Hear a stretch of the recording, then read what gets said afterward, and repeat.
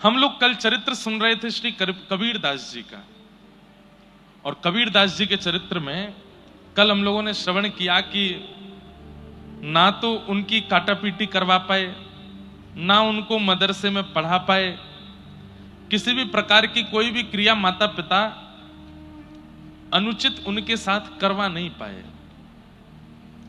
और फिर हमने सुना कि एक दिन कबीर दास जी ने देखा कि माता जी चक्की पीस रही हैं, और तब उन्होंने कहा कि मां, ये संसार ही चक्की है, इसमें जो आता है वो पिस करके ही जाता है। तो मां ने कहा नहीं बेटा, बीच में एक जगह है जहां 2-4 बच जाते हैं। तो कबीरदास नाचने लगे, बोले ओहो, ये बीच में जो बच गए हैं 2-4 दाने, बोले मां पता है ये क्या है? बोले क्या? संसार रूपी चक्की में सब पिस रहे हैं, पर जो ठाकुर जी की शरणागति ले लेता है वो बच जाता है, जो गुरुदेव की शरणागति ले लेता है वो बच जाता है। और अब कबीरदास जी को एक दिव्य चिंता होने लगी। काय बात की चिंता? गुरु बिन कैसे गुण जागे, गुरु बिन कैसे गुण जागे। मुझ पर कृपा है, बहुत ध्यान से सुनिए। कबीरदास जी कह रहे हैं कि मुझ पर कृपा है कि मुझे बाल्यकाल से ही राम नाम प्रिय लगता है, मुझे बाल्यकाल से ही भक्ति भागवत प्रिय लगती है, परंतु गुरु नहीं है जीवन में। मेरे जीवन में एक गुरु तो होने चाहिए, जिन गुरु के आश्रय में रह करके, जिन गुरु की सन्निधि में जाकर के मैं ठाकुर जी की भक्ति को सहजता से प्राप्त कर सकूं। ऐसे गुरु मेरे जीवन में होने चाहिए। क्या करूं? तो गुरु की खोज में रोने लगे। अब मैं छोटा बालक हूं, मैं कहां ढूंढने जाऊंगा गुरु कहां है?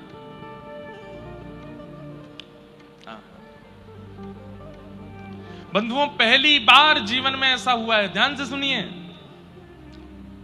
हमेशा सुना गया कि गुरु की सन्निधि में गए हैं तब गुरु ने गोविंद के दर्शन कराए हैं, पर कबीरदास जी के साथ अद्भुत लीला हुई कि गोविंद ने आकर के गुरु का परिचय दिलाया है। गोविंद ने आकर के बताया कि तुम्हारे गुरु कौन है। कैसे? कबीरदास जी रोने लगे गुरु की याद में, और इतना रोने लगे, इतना रोने लगे। क्यों रो रहे हैं? आज मां ने डांटा कबीर को, क्यों? अरे बड़ी बड़ी ज्ञान की बातें करता है, जब हम पैदा हुए जग हंसे हम रोए, ऐसी करनी कर चलो हम हंसे जग रोए, बड़ी बड़ी बातें करता था, अब रो रहा है बैठा बैठा, क्यों रोता है? तब कबीरदास जी बोले इसलिए रो रहा हूं क्योंकि रोने से जिद पूरी होती है। मैं ठाकुर जी को अपने माता पिता मान करके उनसे रो रहा हूं। संसार का बालक किसी वस्तु के लिए रोता है, खिलौने के लिए रोता है, मैं गुरु के लिए ठाकुर जी से रो रहा हूं कि मुझे गुरु बताओ, मेरे गुरु कौन है? इतना रोए कबीरदास कि आधी रात में आकाशवाणी करके ठाकुर जी को बोलना पड़ा। आकाशवाणी हुई आकाश से, अति ही गंभीर मति सरस कबीर हियो, लियो भक्ति भाव जाति पाति सब टारिये। छोटी सी अवस्था में अति गंभीर हैं कबीरदास। भाई न भवानी देह तिलक रमानी करो, करो गुरु रामानंद गरे माल धारिये। देखे नहीं मुख मेरो मानी के मले छमो को, जात नान गंगा कहीं मगतन डारिये। रजनी के शेष में आवेश सो चलत आप, परे पग राम कहे मंत्र सो विचारिये। ऐसी गुरु दीक्षा किसी की नहीं हुई होगी जैसी कबीरदास जी की हुई। ध्यान से सुनो, आकाशवाणी हुई, किसी को सुनाई नहीं दी, केवल कबीरदास जी को सुनाई दे रही है। बंधुओं, आकाशवाणी आज भी होती है। कभी कभी जब आप परम धार्मिक हो जाते हैं, परम सात्विक हो जाते हैं, परम निर्वैर निर्गुण हो जाते हैं, तो एकांत में जब आप बैठते हैं तब आपके मन में ऐसे विचार उत्पन्न होते हैं जो आपने कभी सुने नहीं, कभी कहे नहीं, कभी बोले नहीं।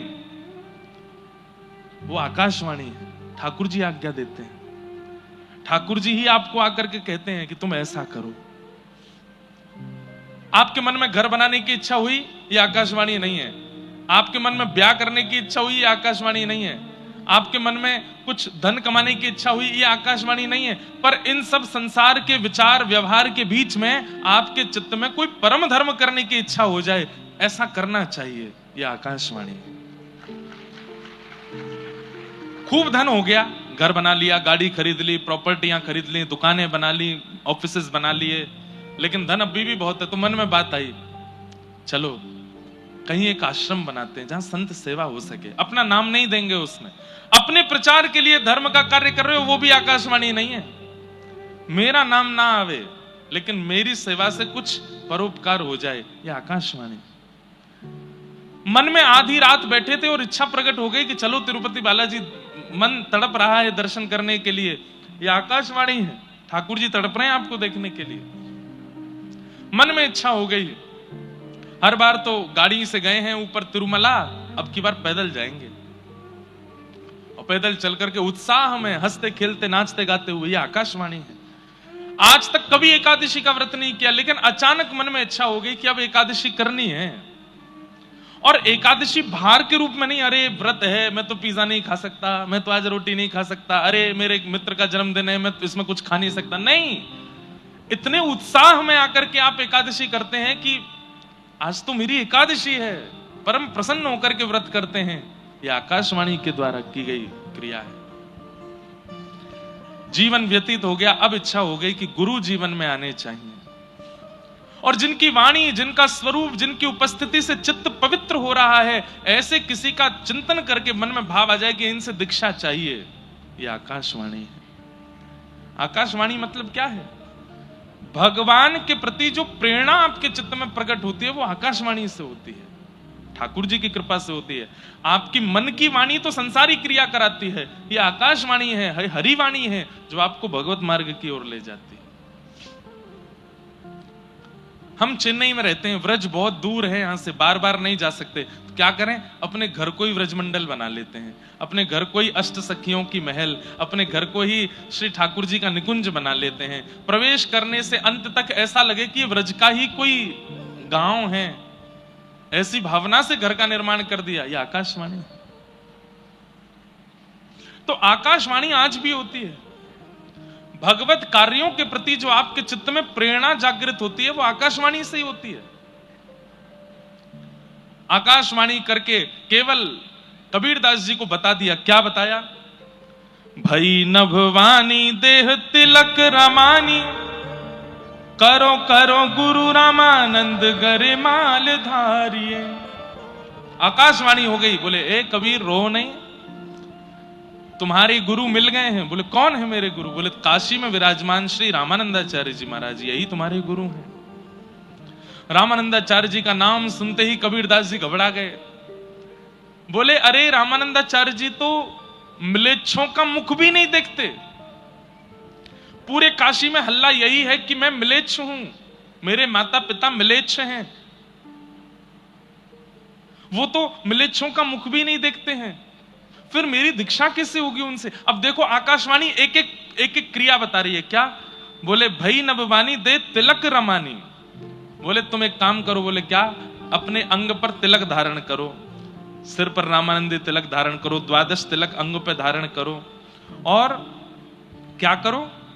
गरे माला धारिये, गले में कंठी माला पहन लो, तिलक धारण कर लो, और श्री रामानंदाचार्य जी के पास चले जाओ। बोले देख नहीं मुख मेरो मानिके मिलेच्छ मोको, मेरा मुख नहीं देखेंगे वो मिलेच्छ जान के।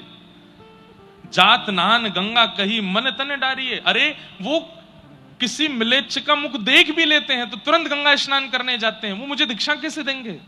अब आकाशवाणी कहती है ध्यान से सुनो कबीर, क्या करना है? रजनी के शेष में आवेश सो चलत आप,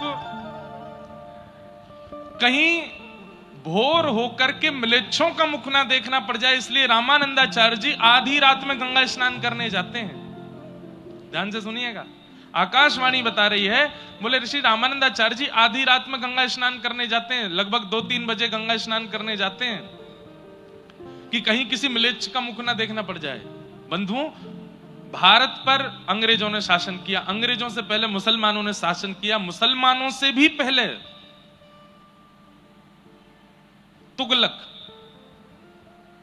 तुगलकों ने शासन किया भारत के ऊपर। आज हम लोगों की जो स्थिति इतनी, चाहे इकोनॉमी के रूप में हो, चाहे हमारे व्यवहार के रूप में हो, चाहे आज अब तो भारत ग्रोइंग कंट्री बनता जा रहा है दिन ब दिन, पर हमारी इतनी बुरी स्थिति की किसने? शासन इतना किया है भारत के ऊपर, ऐसे ऐसे आक्रांताओं ने। श्री रामानंदाचार्य जी के चरित्र में आता है कि अगर रामानंदाचार्य जी पृथ्वी पर नहीं आते तो भारत की दशा आज जो है इससे भी ज्यादा बुरी हो गई होती। क्यों?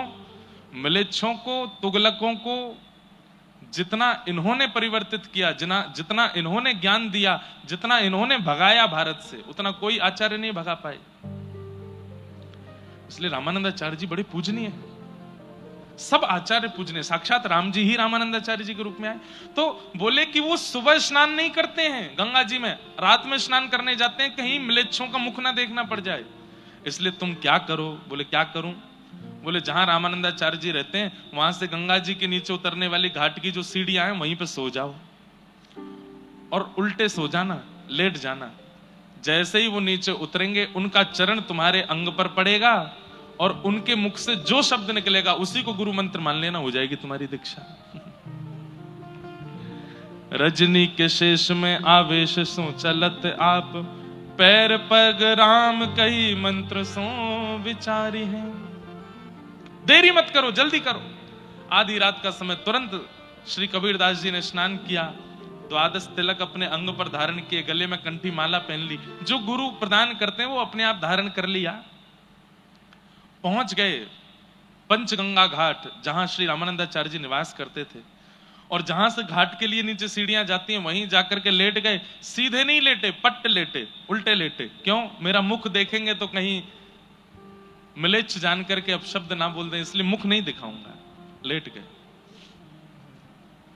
रामानंदाचार्य जी निकले और बड़ी तीव्रता से जाते थे कि कहीं मैं स्नान करके लौटाऊं, इस बीच में कोई मिलेच्छ ना आ जाए। और जैसे ही रामानंदाचार्य जी सीढ़ियों से उतरने लगे, इतने में ही चरण पड़ा, और कबीरदास जी के ऊपर जैसे ही चरण पड़ा, रामानंदाचार्य जी को लगा पता नहीं कौन आ गया नीचे।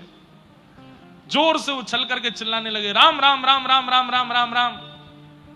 तुरंत कबीरदास जी ने प्रणाम किया और सुन करके मधुर वाणी अपने गुरुदेव को चुपके से देख करके वहां से भागे, नाचने लगे, नृत्य करने लगे, नेत्रों से अविरल अश्रुधार बहाने लगे। पायो जी मैंने राम रतन धन पायो जी। ये पद तो मीराबाई का है, पर कबीरदास जी की जो स्थिति है उसमें फिट हो रहा है, इसलिए मैं गा रहा हूं। पायो जी मैंने राम रतन धन पायो जी मैंने पायो जी मैंने राम रतन धन पायो। अब तो राम राम राम राम राम राम कहते कहते पूरे काशी में भ्रमण कर रहे हैं, नेत्रों से अविरल अश्रुधार। मेरे गुरुदेव मुझे प्राप्त हो गए, राम नाम दे दिया है मुझे। अभी तक अच्छा एक घटना और याद आई। कबीरदास जी अपने घर पहुंचे तो घर पहुंच करके राम राम राम राम चिल्ला रहे थे। मां ने पूछा, ए कबीर, तू इतने दिन से राम राम कहता है, लेकिन आज तेरे राम नाम स्वर में कुछ विलक्षणता क्यों लग रही है? तू रोज राम राम बोलता है, पर आज तेरा राम जब मुख से निकलता है तो तेरे आंखों से इतने आंसू क्यों आ रहे हैं? ये कंठ में इतने करुण भाव क्यों हैं? बोले, मां,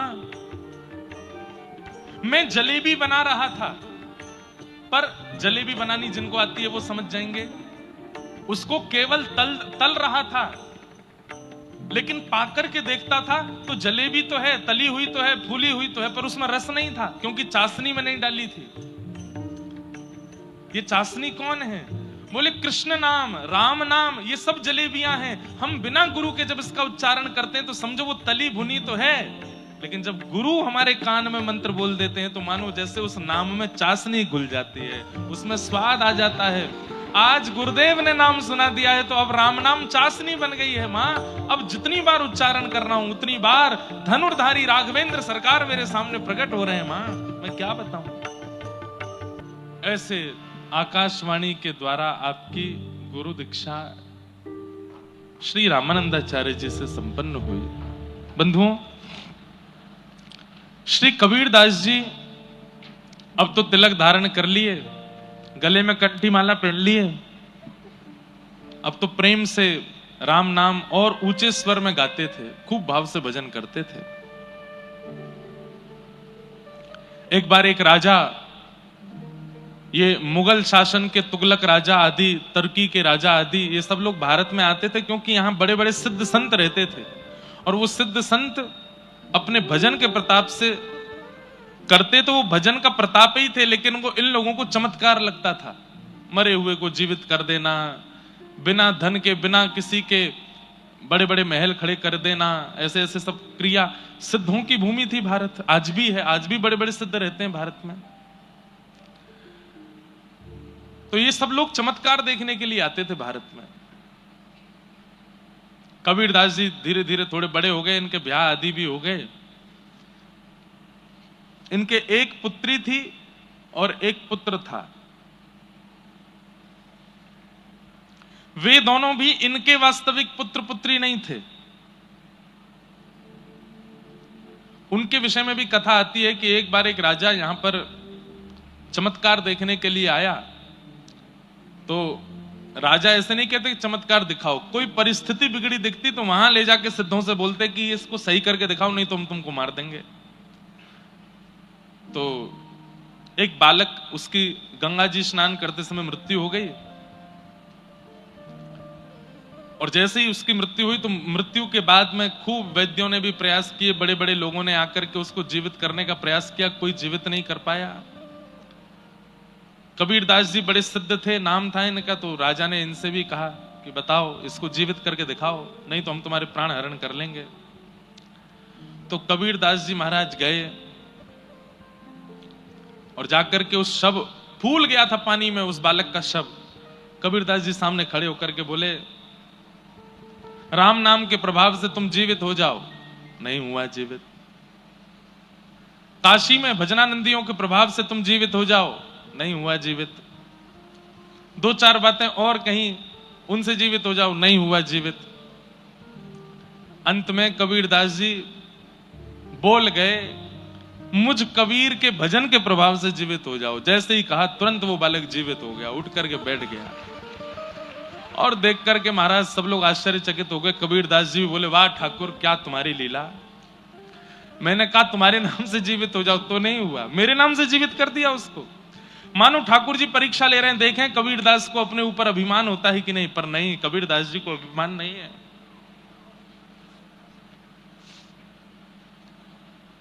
आहा,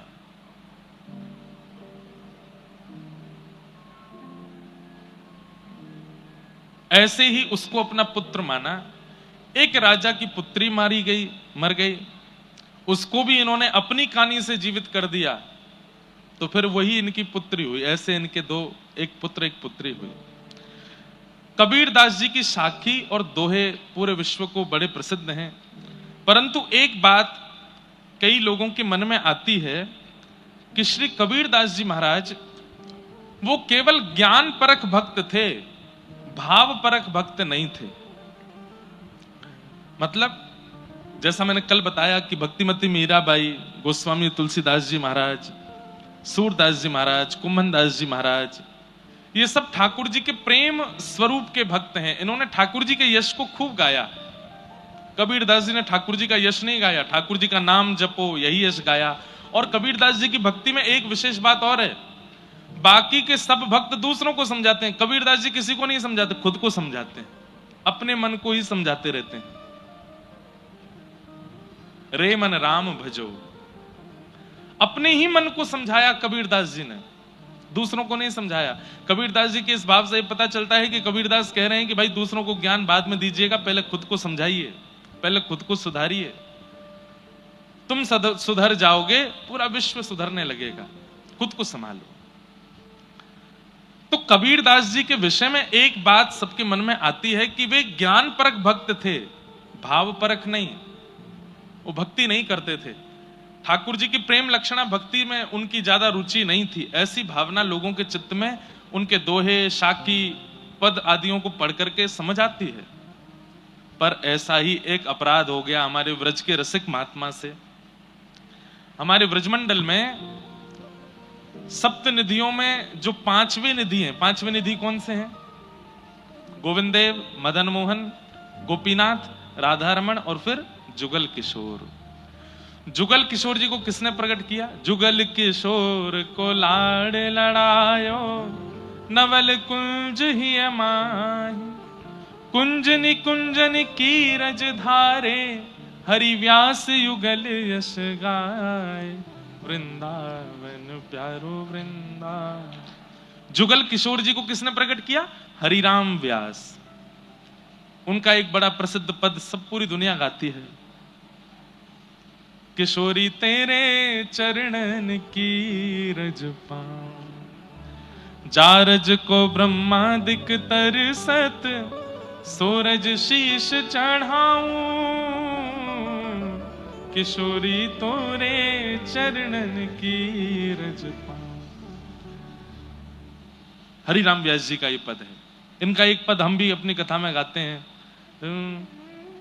वृंदावन सांचो धन भैया, आतुर वन में व्यास पुकारे, है को रसिक सुनैया, वृंदावन सांचो धन भैया। वृंदावन के अनन्य रसिकों में इनका नाम आता है। हितवंश महाप्रभु जी ने इनको आशीष देकर के, दीक्षा देकर के आज्ञा दी है कि नित्य प्रिया प्रियतम तुम्हारी गोद में किलोल करेंगे। ऐसे श्री हरिराम व्यास जी। और बाकी सबके लिए तो अकेले ठाकुर जी प्रकट हुए, हरिदास जी के लिए बिहारी जी प्रकट हुए, भले ही वो युगल ही एक होकर के आए हैं। राधा वल्लभ जी हितवंश महाप्रभु के लिए प्रकट हुए, राधा रमण जी गोपाल भट्ट गोस्वामी के लिए प्रकट हुए, गोविंद देव जी रूप गोस्वामी, मदन मोहन जी सनातन गोस्वामी, मधु पंडित के लिए गोपीनाथ हुए, लेकिन हरिराम व्यास जी के लिए तो जुगल प्रकट हुए, राधा सहित ठाकुर जी प्रकट हुए, इसलिए जुगल किशोर नाम। इतने बड़े रसिक। उनके प्रसंग में आता है, एक बार ठाकुर जी की पाग बांध रहे थे, ठाकुर जी का श्रृंगार कर रहे थे, तो पाग बांधते बांधते ठाकुर जी कभी कभी खेलते हैं अपने श्रृंगारियाओं के साथ। जो ठाकुर जी की सेवा करते हैं उनके संग ठाकुर जी खूब खेलते हैं। कभी अपने मुकुट उतार के फेंक देंगे, कान के कुंडल उतार के फेंक देंगे, बिल्कुल नाप के पैमाने का वस्त्र सिलवाया होगा लेकिन छोटा पड़ जाएगा, कभी बड़ा पड़ जाएगा। कई लोग शालिग्राम जी की सेवा करते हैं तो जब स्नान कराते हैं तो उछल के नीचे लुढ़क जाएंगे। लड्डू गोपाल जी स्नान करते करते 3-4 बार लुढ़क जाएंगे। खूब खेलते हैं ठाकुर जी। तो हरिराम व्यास जी के संग ठाकुर जी खेल रहे थे। कैसे? वो पाग बांधे और जैसी पाग बांध करके पाग के ऊपर सिरपेच लगाने के लिए नीचे सिरपेच उठावे, इतने में क्या देखें कि पाग ढीली हो गई, पूरी मुंह पे आ गई, नीचे गिर गई। 1 बार 2 बार 3 बार 4 बार 6-7 बार जब पाग बांध दी और बार बार खुलने लगी तो हरिराम व्यास जी बोले ये पाग पहननी नहीं है, शायद इनको दूसरी लाता हूं। दूसरी पहनाई तो वो भी उतार दी। तीसरी पाग लाए और जब तीसरी पाग बांधी तो किसी ने बाहर से आवाज लगाई, बोले जल्दी दर्शन खोलो, इतने सारे दर्शनार्थी खड़े हैं। तो हरिराम व्यास जी बोले जय जय, बहुत देर रह गई है, सुबह तक मैं पाग बांधवे में लगाऊं, नहीं जल्दी तैयार है, जाओ बाहर सबन को दर्शन करने। पाग बांधी, ठाकुर जी ने अब की बार भी पाग उतार दी। तो इतना गुस्सा आया हरिराम व्यास जी को, वो उधरी हुई पाग ही छोड़ दी मुंह पे, बोले ऐसे खड़े रहो, अब ऐसे ही दर्शन दे दूंगा सबको। अरे सुबह से इतने लाड प्यार में आ गए हो, इतने ज्यादा जो है बिगड़ते जा रहे हो, इतने भाव से हम सेवा करते हैं और आपको बिल्कुल चैन नहीं पड़ता है, एक पाग नहीं बंधवा रहे हो, खड़े रहो ऐसे ही, नहीं बांधनी अब पाग, और ऐसे ही दर्शन करा दूंगा सबको। अपने पुत्र को बोल गए, भोग आदि पधरा करके दर्शन खोल देना, मैं जा रहा हूं। बोले पिताजी गुस्सा क्यों? बोले ये ऐसे ही काम है यहाँ के, छलिया के पूरे दिन यहाँ की सेवा करते रहे, एक पाग ना बंधवा रहो, गुस्सा करें। बाहर जाकर के हरिराम व्यास जी चुपचाप बैठ गए। थोड़ी देर बाद भोग प्रसाद होने के बाद जैसे ही पर्दा खुले, आहा, लोग बाग जय जयकार करने लगे, मनोहर झांकी, मधुर झांकी, आहा, आज ठाकुर जी कितने सुंदर लग रहे हैं, आज ठाकुर जी कितने प्यारे लग रहे हैं। तो हरिराम व्यास जी बोले ये लोग मुझ पे व्यंग कस रहे हैं, ये लोग जरूर मेरे ऊपर व्यंग कस रहे हैं, टेढ़ी मेढ़ी पाग है, पाग पूरी खुल गई है, तो मुझ पे व्यंग मार रहे हैं कि देखो आज कितने बढ़िया ठाकुर जी सजे। कोई दर्शनार्थी बाहर आया रोता रोता, बोले व्यास जी आज की झांकी तो नेत्रों से जा ही नहीं रही है। बोले सच बता? बोले और नहीं। बोले उधरी वही पाग में तुमको बड़ी बढ़िया लग रहे हैं ठाकुर जी। बोले उधरी वही पाग? आज ना तो मुख दिख रहा है, ना चरण दिख रहे हैं, ना हाथ दिख रहे हैं, आज तो दृष्टि पाग पे ही अटकी। भैया इतनी सुंदर पाग ठाकुर जी पहन के खड़े हैं। भीतर जाकर के जैसे हरिराम व्यास जी ने देखा तो क्या पाया? आज इतनी सुंदर पाग, और उस सुंदर पाग के ऊपर 10-15 मोर पंख ऐसे लटका करके ठाकुर जी ने इतनी सुंदर पाग। पुत्र को बुलाया। हरिराम व्यास जी बोले तूने बांधी पाग? बोले नहीं पिताजी, आप जैसी छोड़ गए थे वैसी थी, पता नहीं कैसे बांध ली। तुरंत हरिराम व्यास जी के नेत्र बंद हो गए, और नेत्र बंद होते ही मन में झांकी प्रकट हुई। क्या? कि जैसे ही ये, अरे सुनो तो बात, चेन्नई वारेन की जय हो, बात तो सुनो पूरी। मन में झांकी प्रकट हुई कि पाग बंधी कैसे। तो नेत्र बंद करके जब देखा तो क्या पाया कि मैं तो उधरी भाई पाग छोड़ के बाहर चलोगे और गुस्सा में। तब प्रिया जी, तब किशोरी जी आई, और किशोरी जी ने आकर के देखी हैं ऐसे बुरे बावड़े से बन के खड़े हो ठाकुर जी, ये पाग क्यों नहीं बांधी? बोले आज मोए आपके हाथन से बदवावे को मनो, या हमारे हरिराम व्यास को परेशान कर रहे हो, अब आप आए गई हो, अब आप ही बांधो। तो आज की पाग किशोरी जी ने बांधी है ठाकुर जी को, इसलिए इतनी सुंदर लग रही है। देख करके हरिराम व्यास जी झूमने लगे, नृत्य करने लगे। ऐसी हमारी किशोरी जी, ऐसी हमारी प्रिया जी। तो बंधुओं, कभी कभी ठाकुर जी बहुत परेशान करें श्रृंगार करावे में, तो श्रृंगार उनके अंग पे पधरा दो, और किशोरी जी को ध्यान करो, हे लाडली जी ये आपसे ही श्रृंगार करावेंगे, आप ही आके श्रृंगार करो। और ऐसी भावना करके 10 मिनट बाद हाथ में इत्र लगा के, हे किशोरी जी आप ही हस्त कमल में आके विराजमान है जाओ। आप जैसे ही श्रृंगार करोगे ठाकुर जी देखना एक वस्तु भी नीचे नहीं गिरेंगे, तुरंत उस श्रृंगार को स्वीकार कर लेंगे, तुरंत स्वीकार। क्यों? अब आपने श्रृंगार नहीं किया, अब आपने किशोरी जी के भाव से श्रृंगार किया। तो कभी कभी ठाकुर जी श्रृंगार अगर धारण ना करें, किशोरी जी का स्मरण करके श्रृंगार धारण कराओ। कभी कभी किशोरी जी के भाव से भी श्रृंगार धारण नहीं करेंगे तो यशोदा जी के भाव से श्रृंगार करो, हे यशोदा मैया आप ही हस्त कमल में आ जाओ, आप ही श्रृंगार करो। फिर श्रृंगार करोगे ठाकुर जी, रोज नहीं। जब बहुत ही परेशान करें ठाकुर जी, तब किशोरी जी या यशोदा जी के भाव से ठाकुर जी का श्रृंगार करो। रोज तो वो आपसे तैयार होना चाहते हैं, पर कभी कभी नहीं हूं मैं, तो किशोरी जी का स्मरण करो, तब यशोदा जी का स्मरण करो, ठाकुर जी को तैयार करो। तो हरिराम व्यास जी इतने बड़े रसिक संत। एक बार एक सभा में भक्तों की चर्चा हो रही थी, तो किसी ने कबीरदास जी का नाम लिया। कबीरदास जी के भगवत धाम गमन के बहुत वर्षों बाद हुए हरिराम व्यास जी। तो जब सभा में कबीरदास जी का नाम हुआ तो हरिराम व्यास जी उठ करके बोले, भैया देखो एक हमारी बात सुनो। कबीरदास जी वैकुंठ गए होंगे, कबीरदास जी साकेत गए होंगे, कबीरदास जी गोलोक धाम गए होंगे, पर निकुंज में उनका प्रवेश नहीं हुआ होगा। निकुंज कौन है? जहां प्रिया प्रीतम नित्य विलास करते हैं, विहार करते हैं। कुंज, निकुंज और निवृत्त निकुंज, ये 3 हैं। कुंज क्या है? जहां सबका प्रवेश है। अभी जो वृंदावन है ये कुंज है, यहां सब जा सकते हैं। पर निकुंज क्या है? वहां सब नहीं जा सकते। अच्छा एक बात और, कुंज और निकुंज में दृष्टि का परिवर्तन है। जैसे अभी आप वृंदावन जाते हो तो आपको कुंज का दर्शन होता है। कुंज में आपको गलियां भी दिखती हैं, कुंज में आपको ठाकुर जी भी दिखते हैं, कुंज में आपको वृक्ष भी दिखते हैं, यमुना जी भी दिखती हैं, ब्रजवासी भी दिखते हैं, भीड़ भी दिखती है, कचौड़ी भी दिखती है, लस्सी भी दिखती है, पेड़ा भी दिखते हैं। पर जब आपकी दृष्टि निकुंज वाली हो जाएगी ना आपको भीड़ दिखेगी, ना आपको गलियां दिखेंगी, ना आपको गंदगी दिखेगी, आपको केवल रसिक ही रसिक दिखाई देंगे, प्रिया प्रियतम दिखाई देंगे, और उनका नित्य महल दिखाई देगा। ये समझ जाओ। अब आप निकुंज में, अब आपसे कोई बुराई भी करेगा ना, भाई बहुत भीड़ है वृंदावन में, तो हम तो पिच गए भीड़ में, आप कहोगे कहां भीड़ है? अरे 10-15 रसिकों की टोली डोल रही है, सबके मुख पर राधा कृष्ण है, आपको कुछ भी दोष नहीं दिखेगा। फिर तो समझो अब आपकी दृष्टि निकुंज देख रही है। और जिस दिन निवृत्त निकुंज दिखने लगेगा उस दिन कुछ भी नहीं दिखेगा। जित देखूं उतित राधे श्याम, राधे श्याम। हर वृक्ष में कृष्ण दिखने लग जाएंगे, हर कण कण में किशोरी जी दिखने लग जाएंगी। वृंदावन का पल्लव पल्लव, वृंदावन की वृक्ष वल्लरियां, सब में आपको केवल प्रिया प्रियतम दिखाई देंगे। हमारे व्रज के रसिया गाते हैं, हमारे व्रज के रास में गाते हैं कि निकुंज में जब आ जाओगे तो कैसी दृष्टि हो जाएगी।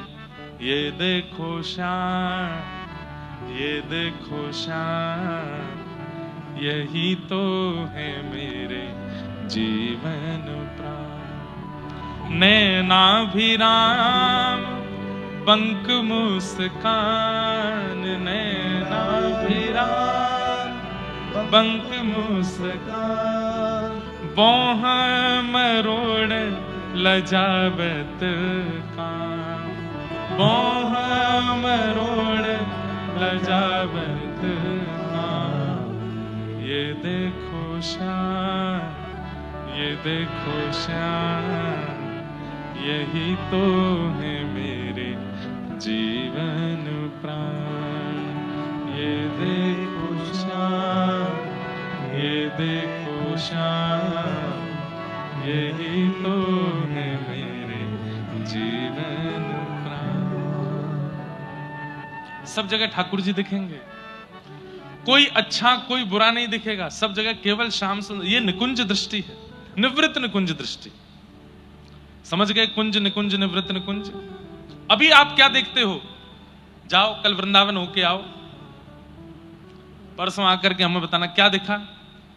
महाराज जी बहुत भीड़ थी, रिक्शा घूम रहे थे, टमटम वाले घूम रहे थे, कहीं कहीं लस्सी भी बढ़िया मिल रही थी, कहीं पेड़े भी थे, कहीं पर चीले बन रहे थे, कहीं पर क्या बोलते हैं उसको, क्या बोलते हैं, कचौड़ी बन रही थी, कहीं समोसे बन रहे थे।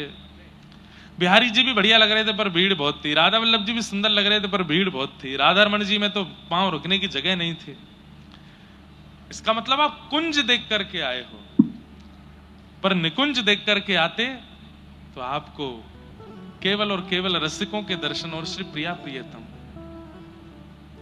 अरे महाराज, जन्माष्टमी का दिन था और एक भाई हाथ में एक थैला लिए घूम रहा था वृंदावन में, उसमें 1.5-2 लाख रुपए पड़े थे।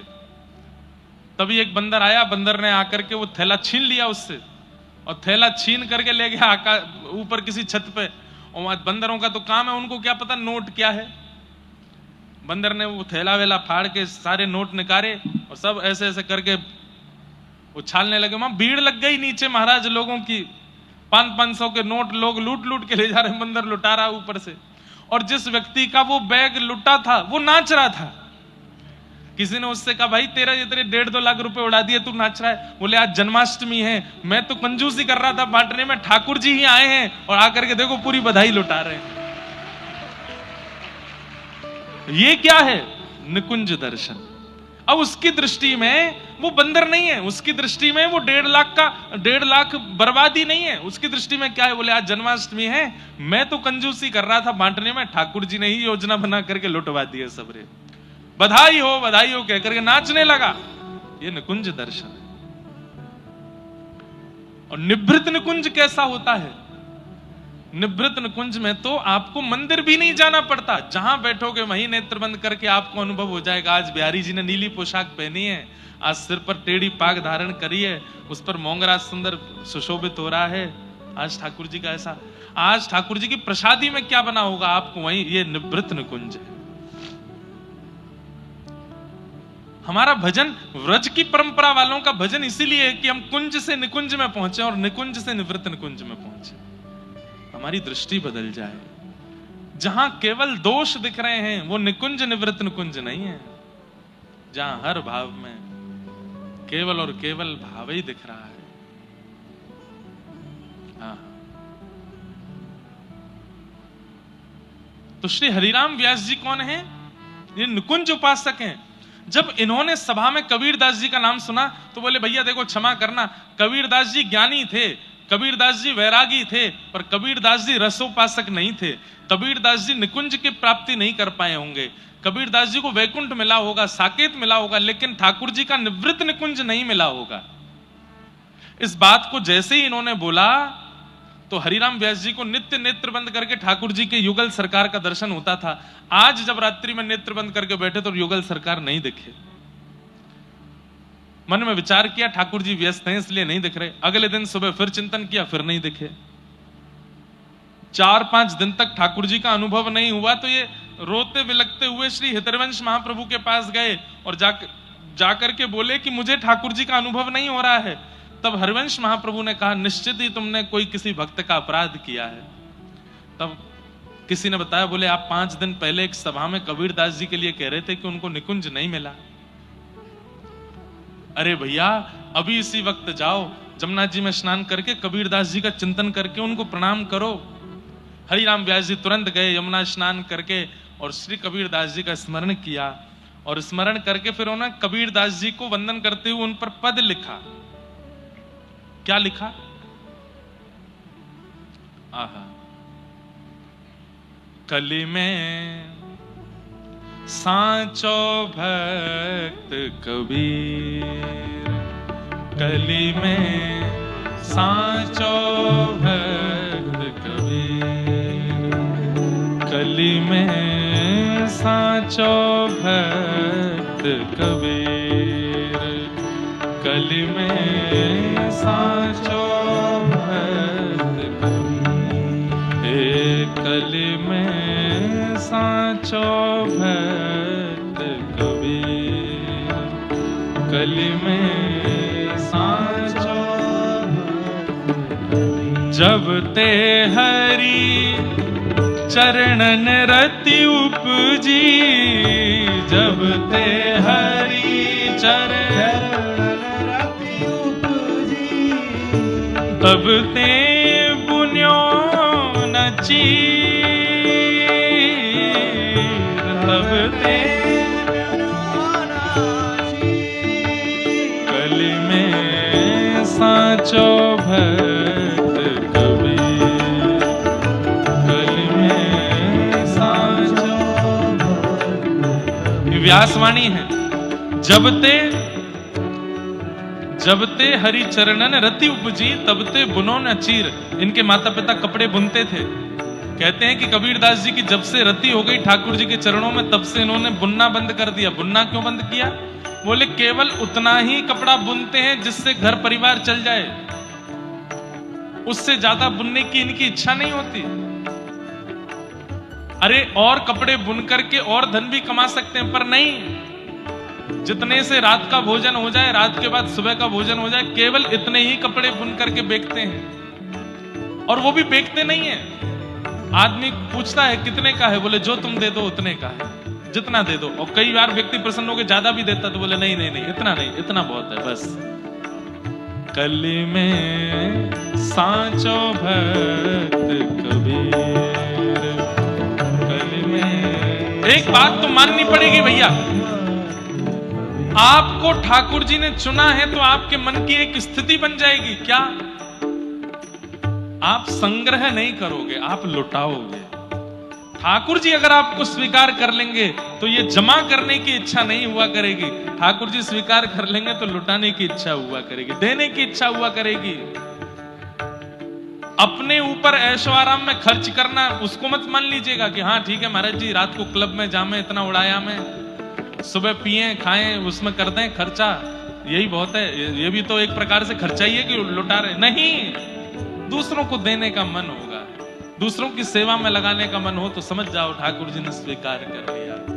कली में सांचो भक्त कबीर,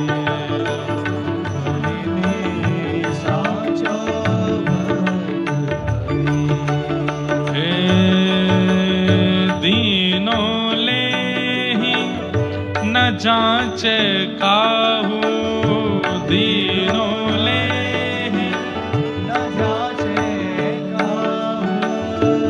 कोई अगर धन देता है कबीरदास जी को, तो कबीरदास उसके मुख की ओर देखते हुए लेते हैं और लेकर के सीधा अपने आसन के नीचे रख लेते हैं। देखते नहीं है कि कितना दिया है। दीनों ले ही न जांचे काहू, दीनों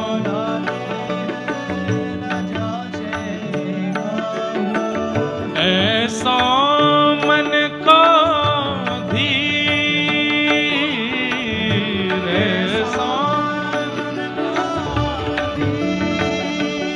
हे जोगी जति तपी सन्यासी, जोगी जति तपी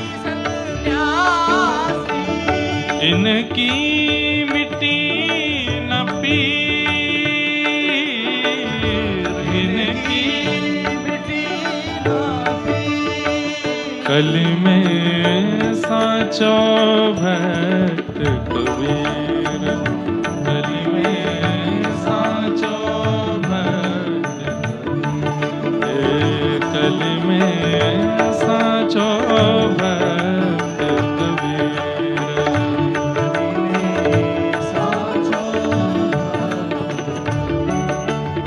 और पांच तत्व ते जन्म न पायो, किसी माता पिता से जन्म नहीं हुआ है इनका। पांच तत्व ते जन्म न पायो,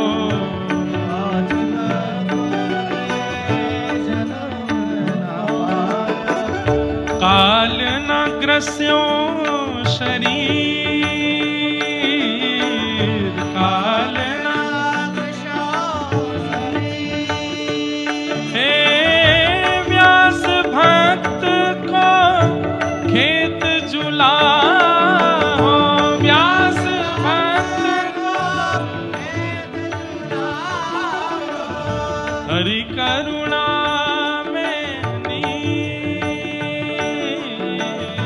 हरि करुणा में,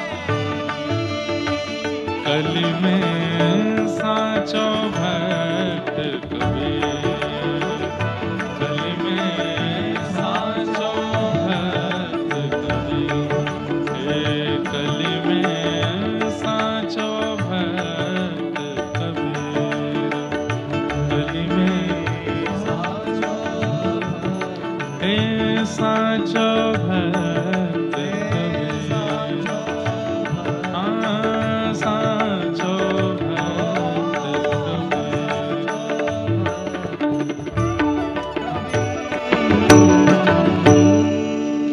यमुना जी के तट पर बैठ करके हरिराम व्यास जी ने जब ये पद गाया, पद विश्राम होते ही नेत्र बंद किए, नेत्र खोल के देखा तो श्री यमुना जी से कबीर दास जी प्रकट हो गए।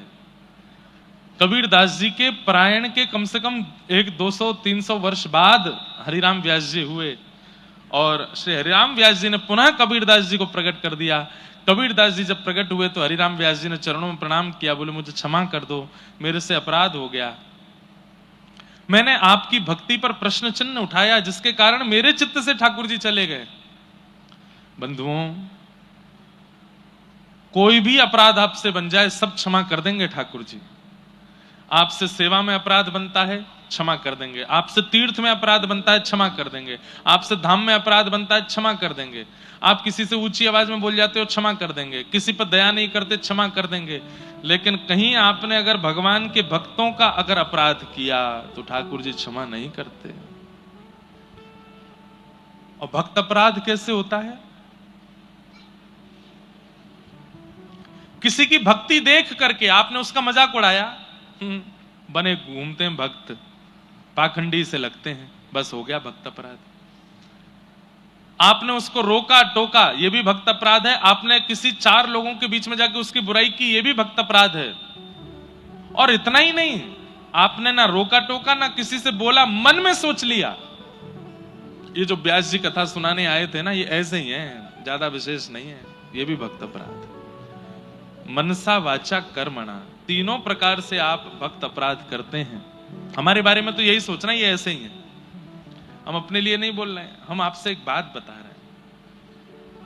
ये भक्त अपराध आपने किया, आप अपनी भक्ति में उसी दिन से गिरावट की ओर चलने लग जाओगे। आपकी भक्ति क्षीण होने लगेगी। फिर भक्ति में गिरावट में सबसे पहले क्या आता है? सेवा में आलस।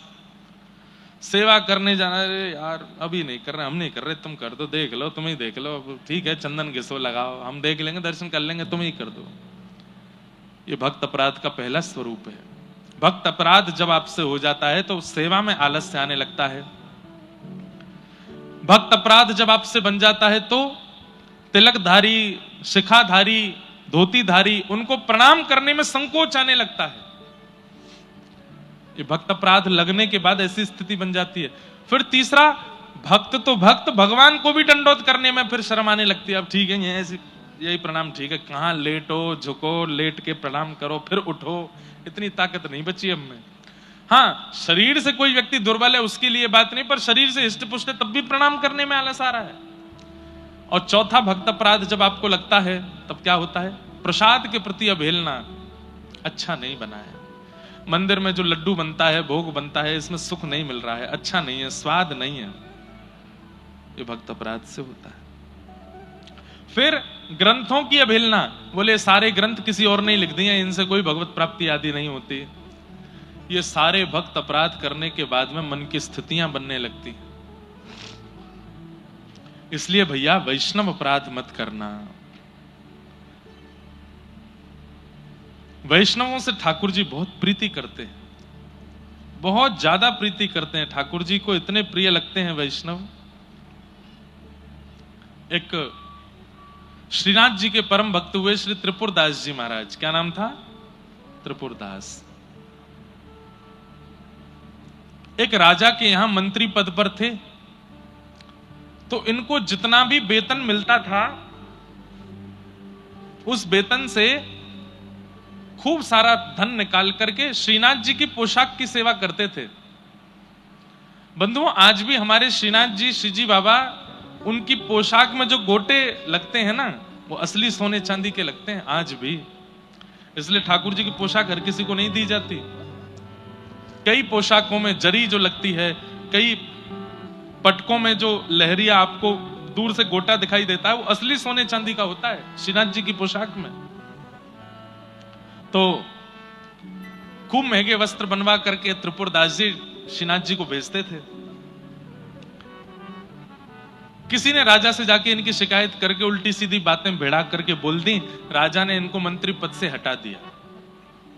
मंत्री पद से हटने के बाद भी ये प्रसन्न थे, कोई बात नहीं, पैसा अभी मेरे पास है, मैं सेवा करता रहूंगा। सेवा करते करते वो पैसा भी खत्म होने लगा, अब इनके पास पैसे नहीं बचे। जाड़े के दिन आए, सर्दियों के दिन आए। सर्दियों में हमारे श्रीनाथ जी एक विशेष प्रकार का कंबल पहनते हैं, उसको गगदल बोलते हैं। जैसे हमने ये बगलबंदी पहनी है ना, इधर बांध के भीतर बांध के, ऐसे एक कंबल बनता है, वो भी ऐसे बंध जाता है कपड़े की तरह। मतलब ये बगलबंदी जो है ये कॉटन की है, इसी को ऊनी बना दो तो यही गगदल कहलावे। ऐसी गगदल श्रीनाथ जी पहनते हैं। तो श्रीनाथ जी की गगदल जब तैयार हुई, ठाकुर जी को धारण जब कराई गई, तो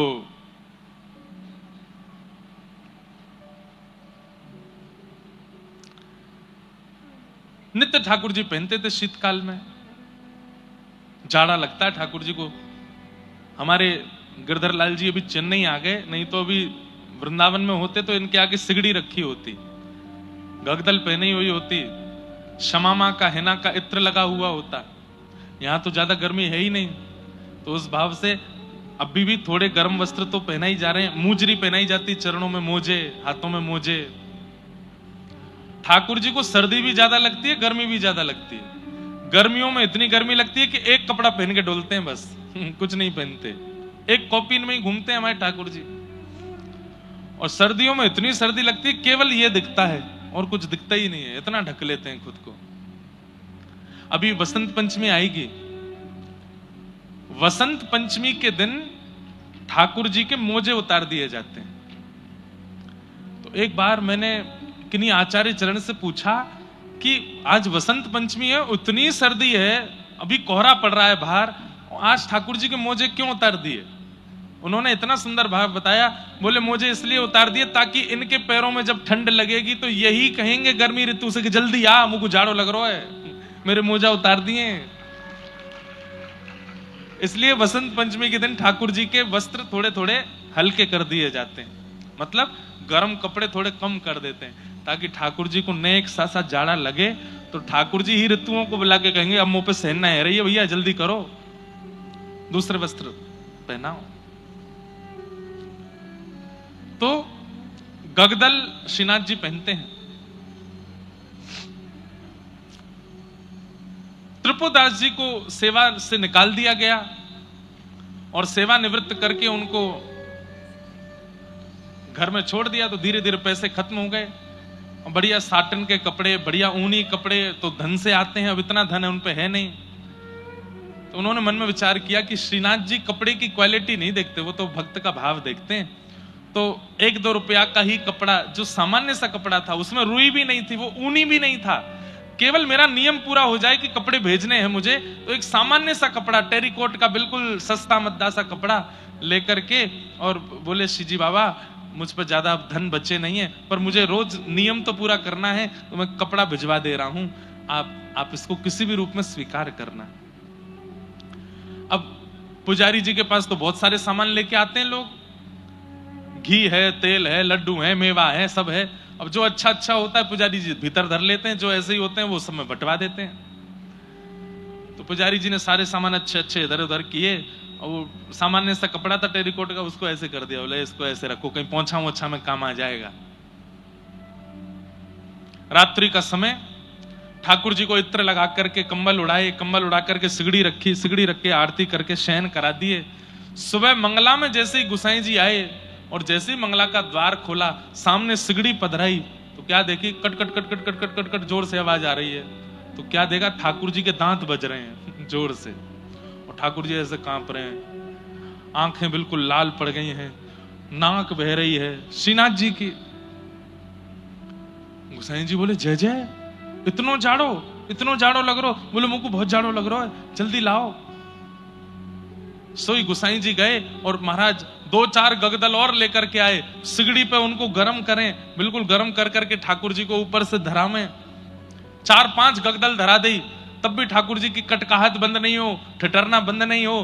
पैरन की मालिश करी, हाथन की मालिश करी, खूब घी लगाया, खूब ठाकुर जी को इत्र लगाया, ठाकुर जी की कटकटाहट बंद नहीं हो। बोले सिगड़ी बढ़ाओ, 2-4 सिगड़ियां लगा दी महाराज।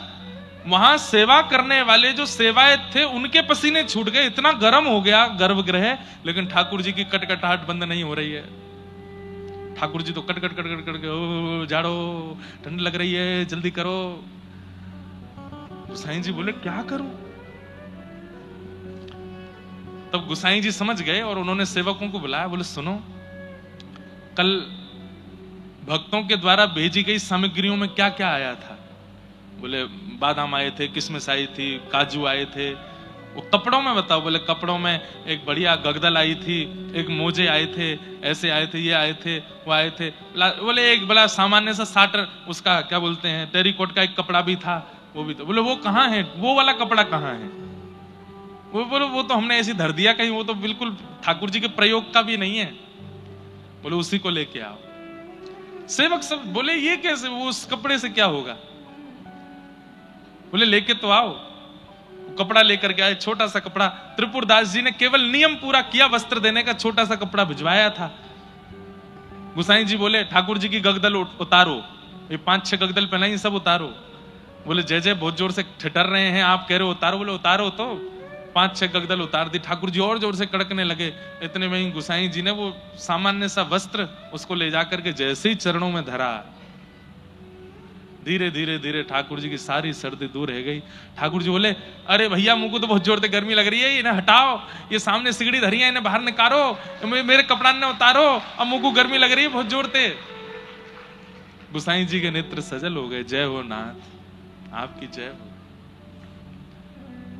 और सब सेवकों को समझाते हुए कहा वस्तु का मूल्य कितना है, वस्तु कितने महंगे रत्नों से बना है, वस्तु में कौन सी क्वालिटी का वस्त्र और रुई का इस्तेमाल किया, हम देखते हैं। ठाकुर जी ने, ठाकुर जी की शीतता तो एक टेरिकोट का कपड़ा दूर कर रहा है, क्योंकि त्रिपुरदास ने भाव से भेजा है। ठाकुर जी तो वही देखते हैं।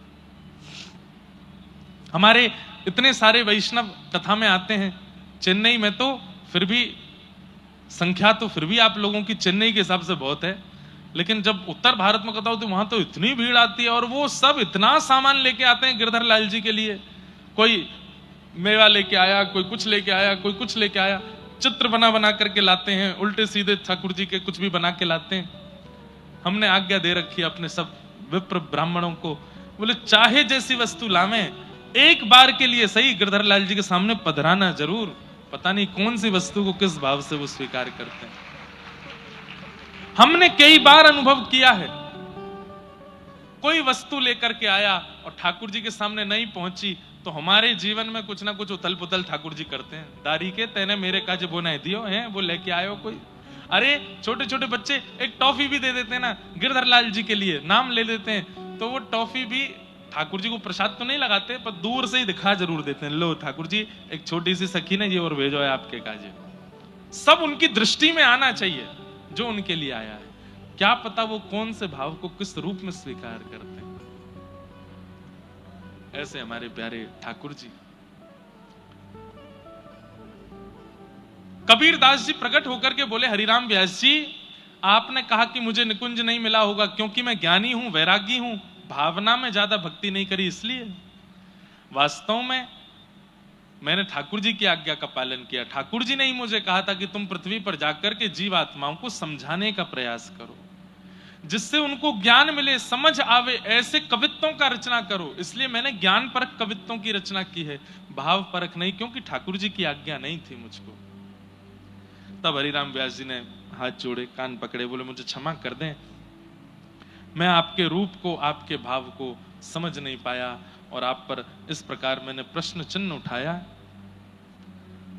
ऐसे श्री कबीरदास जी।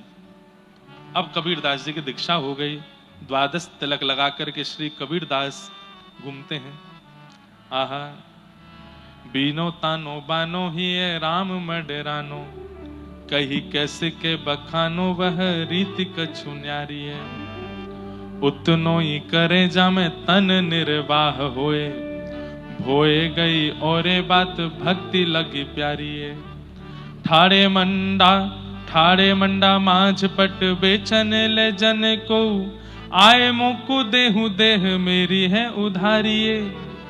लाग्यो दिन आधो फारी, आधे सोना कम होत, दियो सब लियो जाप यह उरधारी है।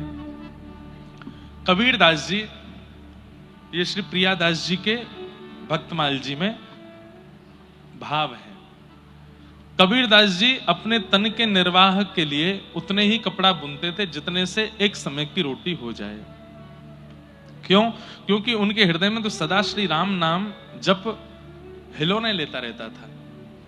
वो राम नाम की कमाई करते थे, राम नाम जितना हो सके इकट्ठा हो जाए इसका विचार करते थे, और उनके चित्त में सदा राम लीला चलती रहती थी, इसलिए वे ज्यादा किसी कार्य में व्यस्त हो नहीं पाते थे।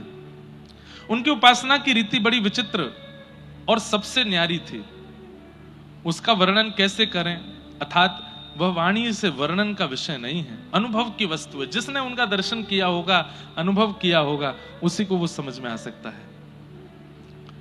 निरंतर उसी आराधना में लगे रहते थे।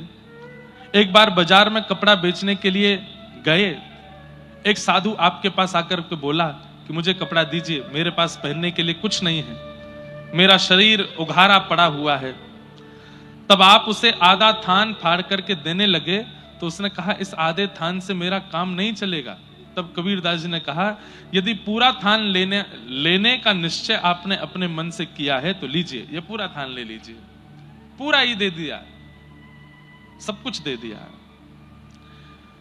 ऐसे श्री कबीरदास जी दानी। मैंने बताया ना कथा में अभी कि ठाकुर जी चित्त में आ जाएंगे तो आपका संग्रह का मन नहीं हुआ करेगा, बांटने की, देने की इच्छा चित्त में ज्यादा प्रकट हुआ करेगी। आहा, ऐसे श्री कबीरदास जी। एक बार इनके घर में बड़ी तंगी आ गई धन की। लोग बाग इनके घर पे मांगने जांचने के लिए भी आने लगे, कहीं कहीं से थोड़ी बहुत उधारी थी। तो इन्होंने मन में विचार किया ये घर छोड़ करके कहीं और चले गए, और कैसे दें मैं। तो ठाकुर जी को बड़ी चिंता हुई। ठाकुर जी बोले भैया कबीरदास का हमको जितना भी कर्जा है ये उतारना है। तो कबीरदास जी धनी मानी तो नहीं है, पर इनको धनी मानी बनाना है। तो ठाकुर जी संग में शंकर जी को लेकर के, हनुमान जी को लेकर के, लक्ष्मण जी को, विभीषण जी को लेकर के, अपने अपने परिकर के सब लोगों को लेके, सबका रूप बदलवा करके बैलगाड़ी में खूब सारा धन धान्य लेकर के कबीरदास जी के यहां पहुंच गए। जैसे ही नगर में पहुंचे महाराज, नगर के सब लोग देखने लगे, बड़े बड़े सेठ साहूकार बैलगाड़ियों में धन धान्य लेकर के कहां जा रहे हैं। दो चार लोगों ने पूछा, भैया कहां जा रहे हो? बोले कबीरदास के यहां जा रहे हैं। बोले कौन कबीरदास? अड़ोसी पड़ोसी भी जानने से इनकार करने लगे, मना करने लगे। बोले हम नहीं जानते कबीरदास को। कौन कबीरदास है? उससे हमारा कोई संबंध नहीं है। भक्ति का बंधुओं एक स्वरूप और है कि भक्ति जब जीवन में आती है तो कई लोग आपका त्याग अपने स्तर से कर देते हैं। वो आपसे संबंध बन, अभी तो ट्रेंडिंग में चल रही है ना सोशल मीडिया पर, इसलिए भक्ति सबको बढ़िया लगती है। पर जब ये सोशल मीडिया पर भी ट्रेंडिंग में नहीं थी तो कई बार कई लोग भक्त, घर में कोई भक्त बालक भी होता तो मेहमान आने पे बोलते तू कमरे में ही बंद रही हो, निकल के मत आइयो बाहर। तुझे देख करके सोचेंगे कोई बैरागी है इनके घर में। अभी तो भक्ति ट्रेंडिंग में है तो इसलिए फ्लो में लोग कर रहे हैं कि चलो तिलक लगा करके फोटो डालेंगे तो 200 लाइक ज्यादा आएंगे। आजकल इसलिए भक्ति हो रही है। अरे बड़ा विचित्र समय आया है महाराज। लेकिन हम कह रहे हैं इससे ही सही तिलक तो लगा रहे हैं, इससे ही सही काशी तो जा रहे हैं, बद्रीनाथ तो जा रहे हैं, वृंदावन तो जा रहे हैं, बरसाना तो जा रहे हैं, भले ट्रेंडिंग में आने के लिए जा रहे हैं, जा तो रहे हैं। एक बार श्री जी की दृष्टि पड़ गई तो क्या पता जीवन संवर जाए। कितने बालक ऐसे हैं जो ट्रेंडिंग में आकर के आजकल व्रजमंडल जा रहे हैं, पर किशोरी जी की कृपा से परिवर्तित हो जाते हैं, बदल जाते हैं।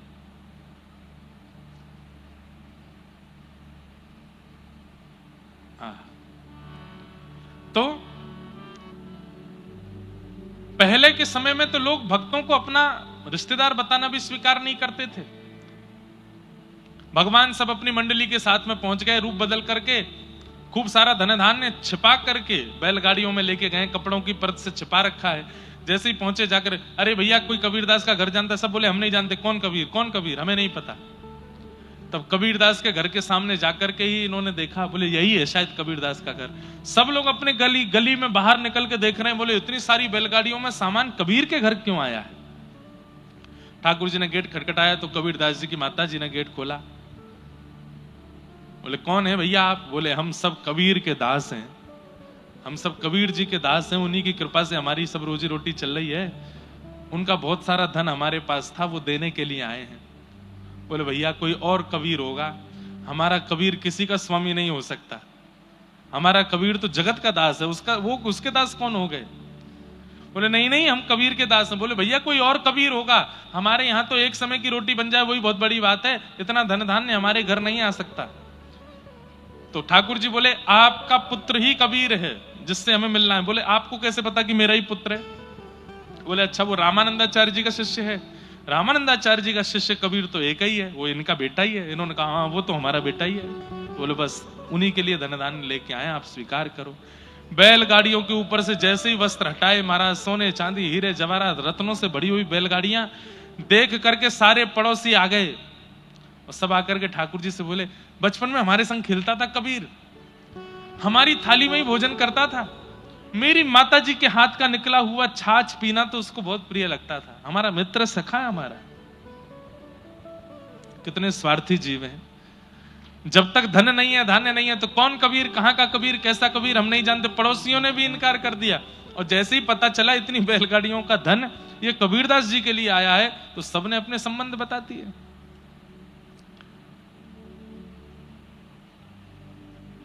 ढूंढो कहां है कबीर, 4 दिन तक ढूंढते रहे नहीं मिला। तो फिर गली मोहल्ले के लोगों को इतनी चिंता हो गई कि सो नहीं पा रहे रात को कि कबीरदास कैसे भी आ जाए तो इसमें से कुछ तो हमको भी देगा। आहा गए जन 2-4 ढूंढे के लेवाए लाए, आए घर सुनी बात जानी प्रभु पीर को, रहे सुख पाए कृपा करी रघुराए दई, छीन में लुटाए सब बोली भक्त वीर को। जैसे ही घर आए आकर के देखा कि माँ ने बताया, मैं बहुत सूक्ष्म में बता रहा हूं, बहुत बड़ा चरित्र है कबीरदास जी का।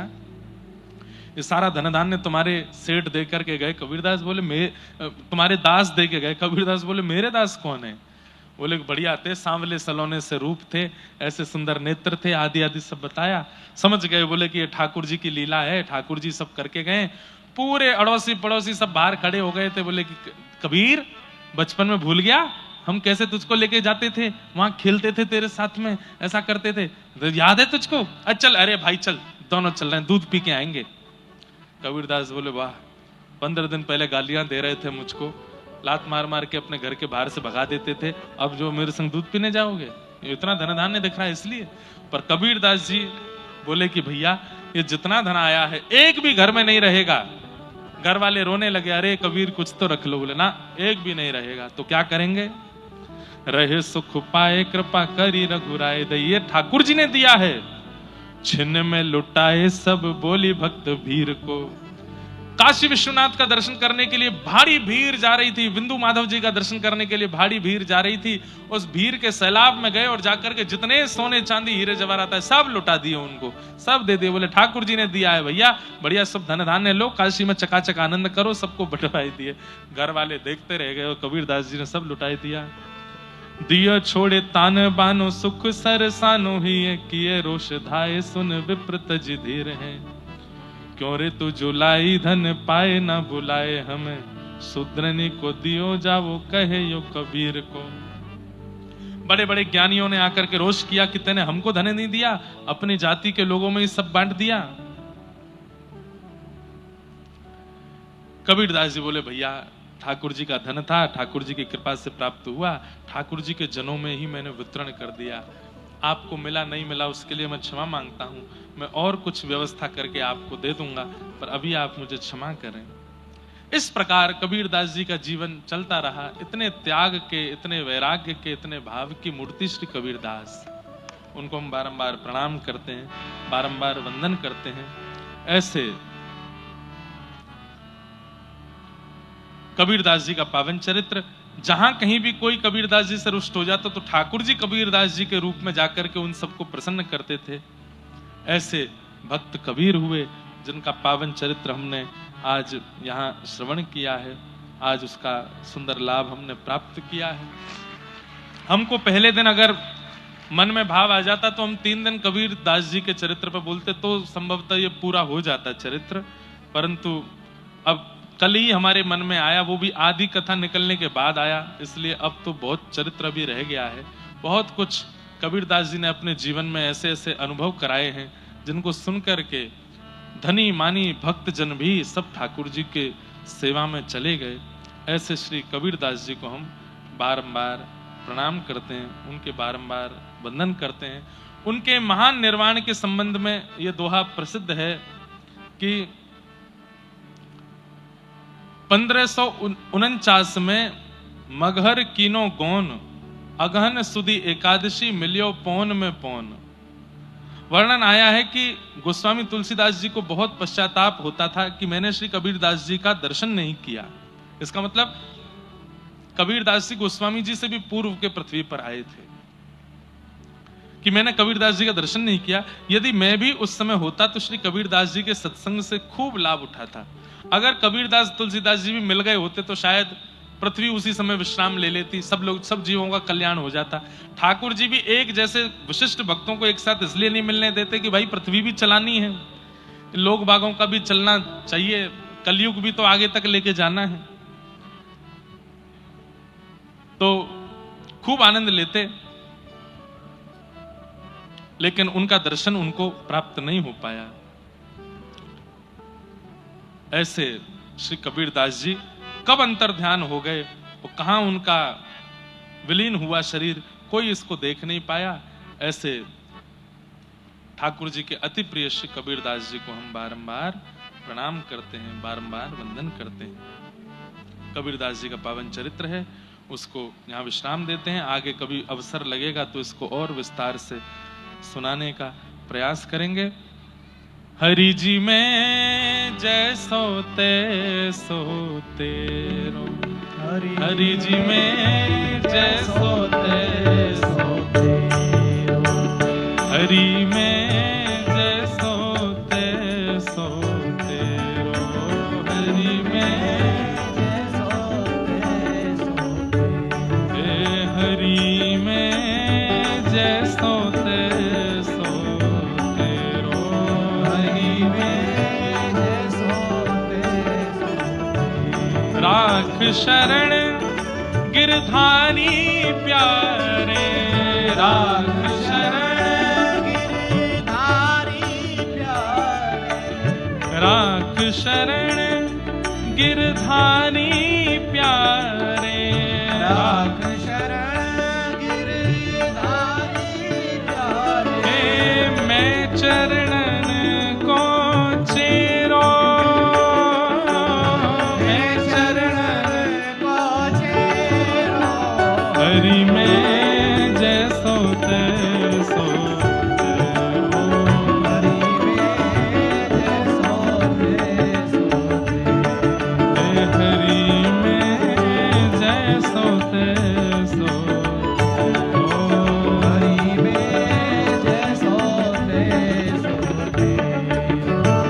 हरि में जैसो तैसो, हरि में जैसो तैसो, जैसो तैसो, ओ जैसो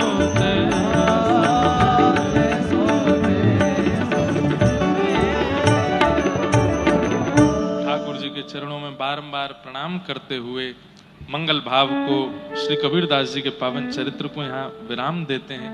आप लोगों से अंत में केवल यही प्रार्थना करेंगे। कबीरदास जी पूर्व जन्म में प्रहलाद जी थे और श्री प्रहलाद जी एक बात कहते हैं कि भैया भगवत प्राप्ति के लिए कौमार आचरित प्राज्ञो धर्मान भागवतान यह दुर्लभम मानुषम जन्म। इस संसार में सबसे ज्यादा कठिन क्या है? सब लोग ध्यान से सुनिए, बस अंतिम कुछ क्षण सुन लीजिए, फिर उसके बाद हम प्रस्थान करेंगे। इस संसार में सबसे दुर्लभ क्या है? मानव देह की प्राप्ति। तीनों भुवनों में सबसे दुर्लभ है पृथ्वी पर मानव बनकर के प्रकट होना, जो हम आप सब लोग बन के आ चुके हैं। इसको प्राप्त करना बहुत कठिन है, लेकिन इसको प्राप्त करने के बाद भी अगर ये प्राप्त हो जाए और इसका हमने सदुपयोग नहीं किया, तो फिर इसी के द्वारा 84 लाखों में बहुत भटकना पड़ता है। हमारे आगे के सारे जीवन खराब हो जाते हैं।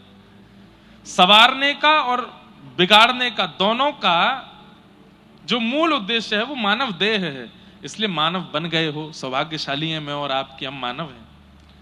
बस इस मानव देह से अब कुछ गलत ना हो, सब मंगलमय हो। आज ही संकल्प ले लीजिए कि अब आज के बाद छल कपट आदि आदि जो भी गंदे कार्य हैं अब तक हो गए, कोई बात नहीं, ठाकुर जी हमें क्षमा करना, अब तक जो भी हमसे बने अब हमसे ना बने, आगे हमसे ना बने। और पूर्व में जो हमने किया उसका दंड भी आप हमको दे देना हमारे जीवन में। ये भी कहिए ठाकुर जी से कि आज हमारी आयु 30 साल की है, 25 साल की है, 35 साल की है, 50 साल की है। हे नाथ, हमने जो कुछ भी अपराध किया उसका दंड देना और दोबारा मैं वो सब ना करूं, ऐसी मुझ पर कृपा बनाना।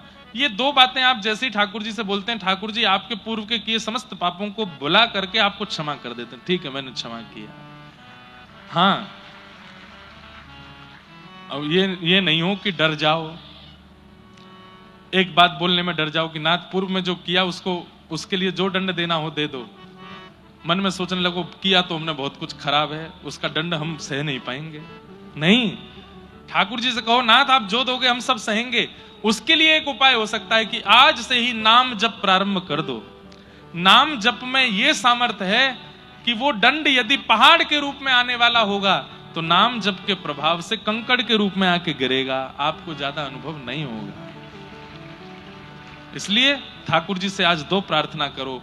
हे नाथ, आपने हमको मानव बनाया, आज हमारी ये अवस्था है, इतनी हम उम्र के हो गए, हमने अब तक जो कुछ भी पाप किया होगा उसके लिए हमें क्षमा करना, आगे हम ऐसा ना करें, इसका हमें बल देना और इसका जो भी हमें दंड देना हो आप दे देना, हम सब सहेंगे।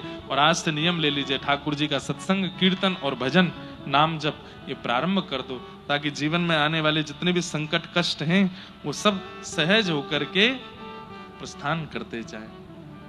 ऐसी हमारी आप सबसे प्रार्थना है। चेन्नई के इस पावन प्रांगण में आकर के बहुत सुख मिला। हमारे यहाँ के समस्त कार्यकर्ता गण और जितने भी हमारे यहाँ के सब विशिष्ट जन हैं, हमने कहा ये दिन हमने अपने लिए रखे थे कि भाई बहुत भाग दौड़ हो जाती है उत्सव में, कुछ दिन विश्राम करेंगे, परंतु हमारे आप सब यहाँ के जो कार्यकर्ता गण, इनका बहुत भाव था, इसलिए 3 दिन का समय लेकर के यहाँ आ पाए। उसके लिए आपको बहुत बहुत धन्यवाद। चेन्नई में पहली बार अपनी वाणी की सेवा करके और वाणी पवित्र करके हमें बहुत सुख मिला, बहुत आनंद आया। और बहुत जल्दी हम चेन्नई फिर से आएंगे। लेकिन ये कंफर्म नहीं है कि 7 दिन के लिए आएंगे कि नहीं, पर ये कंफर्म है 3 दिन के लिए नहीं आएंगे, इससे तो ज्यादा ही आएंगे, ताकि ये तो 3 दिन में तो हमको भी ऐसा लग रहा है कि जैसे प्यासे को एक घूंट पानी पिला के गिलास पूरा दूर कर दिया है। कोई बात नहीं, हम एक घूंट पिला करके आपकी प्यास और बढ़ा जा रहे हैं, ताकि अगली बार आवे तो आप और ठाकुर जी के रस के पिपासु बन जाओ और भाव से मधुर रस चर्चा, व्रज रस चर्चा करेंगे, व्रज की चर्चा अगली बार करेंगे।